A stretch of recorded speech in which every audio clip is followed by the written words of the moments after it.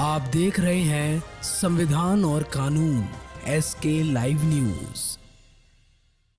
All India Majlis-e-Ittehadul Muslim गया बिहार के द्वारा कार्यकर्ताओं सम्मेलन का सदस्यता अभियान का आयोजन गया शहर के चिरकी बाजार के निजी होटल में हुआ। इस मौके पर बिहार प्रदेश अध्यक्ष और विधायक अख्तरुल इमान का भव्य स्वागत पुष्प गुच्छ माला पहनाकर किया गया। उन्होंने मीडिया को बताया कि चाहे केंद्र की सरकार हो या राज्य की सरकार हो, सभी को जनता को ठगने का काम किया और एक दूसरे को लड़वाने के अलग अलग बयान देने की काम करती है। केंद्र सरकार पर निशाना साधते हुए जमकर हमला बोला और भाजपा की भी टीम जदयू को बताया।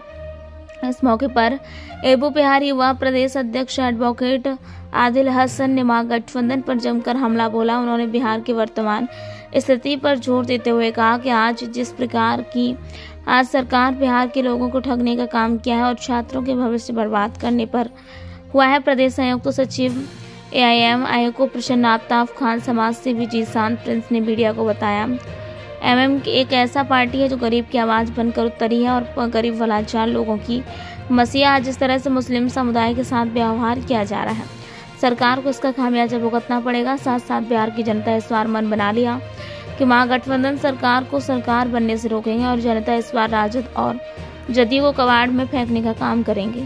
कमी को छुपाने का 15 लाख खाते में नहीं आया गरीबों का, करोड़ों नौजवानों को रोजगार नहीं दे सके बल्कि बेरोजगार कर दिया। नोटबंदी के नाम पर, देशबंदी के नाम पर, कोरोना के नाम पर कल कारखाने बंद हो गए। 56 इंच का सीना चीन को देख के इनको पसीना आ गया। नोट की कीमत गिर गई है, पेट्रोल की कीमत बढ़ गई है और इन तमाम तो नाकामियों को छुपाने के लिए बुनियादी मुद्दे जो हैं, बुनियादी मुद्दों से भटकाने के लिए साजिश कर रहे हैं। ये लोगों को खबर हुई तो आनंद फानंद में वर्करों की शहदाइयों की पार्टी के समर्थकों में छोटी सी गोष्ठी हुई, उसी में हाजिर हुआ। सर, अभी अपोजिशन की मीटिंग हुई, बिहार में अपोजिशन की मीटिंग हुई, उसमें आपकी पार्टी को नहीं बुलाया गया, तो क्या? हाँ, यकीनन हमको नहीं बुलाया गया क्योंकि इस मुल्क में दलितों को, पिछड़ों को, यहाँ पर गांधी जी ने एक लड़ाई लड़ी थी कि अछूत की, कि जिनको छूने से लोग पाक हो जाते हैं, नापाक हो जाते हैं। इस वक्त महागठबंधन के लोग हमको मलिक समझते हैं। उनको मुसलमानों का वोट चाहिए, अक़लियतों का वोट चाहिए, दलितों का वोट चाहिए, लेकिन हिस्सेदारी देने के लिए तैयार नहीं है। इसी डर और भय के मामले में हमको नहीं बुलाया। क्या आने वाले चुनाव में सर AIM अलग से चुनाव लड़ेगी? मैं कह रहा हूँ कि बीजेपी की हुकूमत को तख्त से उतारने के लिए, जड़ से उखाड़ने के लिए एक लार्जर अलायंस बनने की ज़रूरत है। लेकिन कुछ लोग बीजेपी को कम, मुसलमानों को दबा के रखना चाहते हैं, तो ऐसे लोगों का साथ कैसे जाया जा सकता है? हम अकेले दल बल पर नहीं, बल्कि हमारा ग्रैंड अलायंस पहले बना हुआ था, उसमें कुछ साथी हमारे साथ हैं। अगर इन लोगों ने मजबूर किया तो हमें दूसरा अलायंस बनाना पड़ेगा। सर, लगातार जो अभी रूलिंग पार्टी है बिहार की, आप पर आरोप लगाती है कि आप बीजेपी की बी टीम है। कोई माई का लाल है तो उसका सबूत पेश कर दे। हाथी चले बाजार, कुत्ता भूखे हजार, हम उसकी परवाह नहीं करते। इसी चीज को लेकर क्या और कौन लोग, जिन लोगों ने गुजरात के दंगे से पहले वो कांग्रेस जिसने मुसलमानों को कटवाया अपने PSC के जरिए से, वो कहेगी मुझको बी टीम। जिस नीतीश कुमार जी ने बीजेपी को RSS को दूध पिलाकर बिहार में कांटे गुरवाए, वो कहेंगे हमको बी टीम।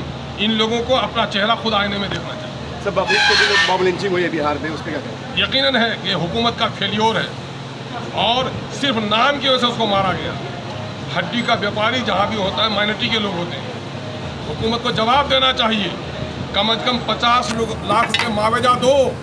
जिसका मॉबलिंग एक्सीडेंटल डेथ को तुम देते हो 4 लाख 5 लाख रुपया, उनका तो तुम्हारे हुकूमत के फेल्योर की वजह से उनकी मॉब लिंचिंग हुई है। तो हुकूमत कहने की अहलियत आपके दरमियान में नहीं है। इसलिए जुर्माने के तौर पर, हर जाने के तौर पर 50 लाख रुपए दो और जिन लोगों ने मारा है उनको फांसी से कम की सजा मत दो। ये लोग बागबा भी रहे, खुश राजी रहे, सयाद भी करते रहे, कत्ल भी और सुनते रहे फरियाद भी। दोनों का दोस्त नहीं हो सकते, घर वाले का और चोर का दोनों की दोस्ती नहीं हो सकती। ये लोग मॉब लिंचिंग के लिए आंसू भी बहाते हैं और जो लोग मॉब लिंचर्स हैं उनका भी समर्थन करते हैं। ये दोहरा रुख नहीं चलेगा, ये दोगली पॉलिसी नहीं चलेगी। सिविल कोड की बात हो रही है, क्या कहेंगे? यकीनन है मोदी जी का ये बयान कि साहब एक घर में 2 कानून नहीं चल सकता। मोदी जी को पता होना चाहिए कि यहाँ 2 किस्म के कानून हैं। सिविल लॉज है यहाँ पर, क्रिमिनल लॉज। जो क्रिमिनल लॉज है सबके लिए एक सा है। सिविल लॉज जिसमें शादी, ब्याह, आस्था, विरासत का मसला है, वो सबके अलग अलग है। इस देश में कई लोग बहुविवाह करते हैं, उसमें दलितों की संख्या है।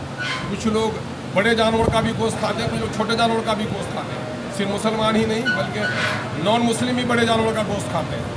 कुछ लोग हैं नॉन मुस्लिम में जो अपनी भांजी से ब्याह कर, बेटी के अपनी बहन की बेटी से ब्याह करना पवित्र काम समझते हैं। कुछ लोग हैं जो 7 नस्लों में रिश्ता नहीं होना चाहिए वहाँ रिश्ता करते हैं। क्या मोदी जी सबको बराबर कर देंगे?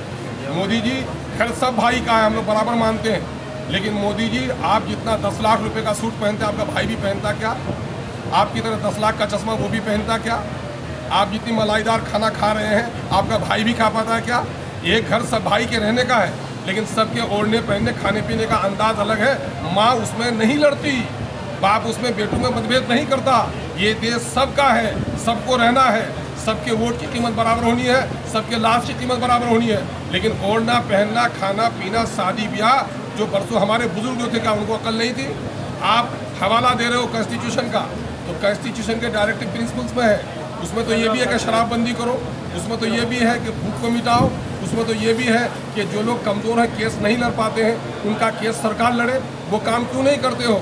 यहाँ तो हमको फंडामेंटल राइट है मज़हब की आज़ादी, और इसके जरिए से तो हमारी मजहबी आज़ादी ख़त्म होगी। फंडामेंटल राइट का वायलेशन होगा तो क्या फंडामेंटल राइट को कोई ख़त्म कर सकता है? ये बकवास है। खबरों के लेटेस्ट अपडेट के लिए इसी तरह हमारे साथ जुड़े रहें और इस वीडियो को ज़्यादा से ज़्यादा शेयर करें।